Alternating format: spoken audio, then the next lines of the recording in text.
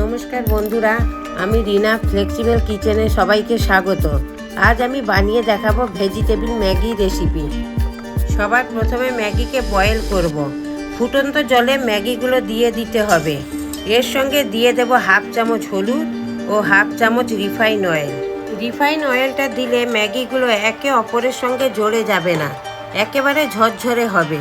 ফুটন্ত জলে ম্যাগিটা 30 থেকে 40 সেকেন্ড রেখে নামিয়ে নেব।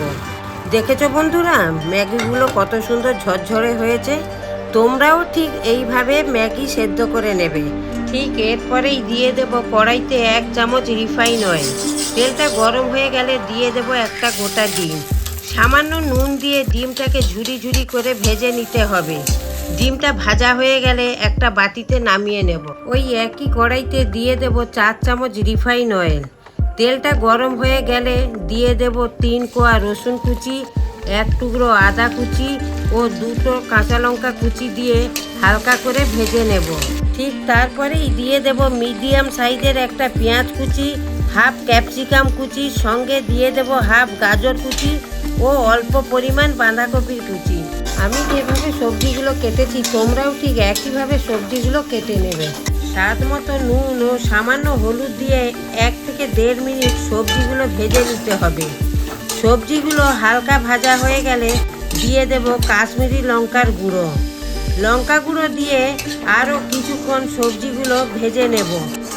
দেখবে সবজিগুলোর কালার আগের থেকে অনেকটা পরিবর্তন হয়েছে। ঠিক তখনই দিয়ে দেব সেদ্ধ করে রাখা ম্যাগিগুলো দিয়ে ভাজা সবজির সঙ্গে ভালো করে মিশিয়ে নিতে হবে। ভালো করে মেশানো হয়ে গেলে দিয়ে দেব 2 চামচ ম্যাগি মশলা।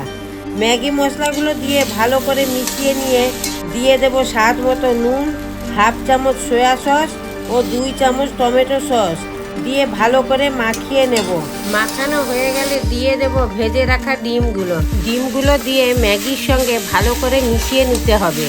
দেখেছো বন্ধুরা, ম্যাগিটা কত সুন্দর ঝরঝরে হয়েছে আর খেতেও কিন্তু খুব টেস্টি হয়েছে। যারা যারা ম্যাগি লাভার আছো একবার এই রেসিপিটা বানিয়ে খেয়ে দেখবে। আশা করি তোমাদেরও খুব ভালো লাগবে। রান্নাটা ভালো লাগলে অবশ্যই বাড়িতে ট্রাই করো বন্ধুরা। কেমন হয়েছে অবশ্যই কমেন্টে জানিও। ধন্যবাদ সবাইকে ভিডিওটা এতক্ষণ দেখার জন্য। এই রকম রান্নার ভিডিও আমি তোমাদের জন্য আনতে থাকবো। ভিডিওটি ভালো লাগলে লাইক, শেয়ার, সাবস্ক্রাইব করবেন। খুব তাড়াতাড়ি দেখা হচ্ছে পরের ভিডিওতে। ধন্যবাদ।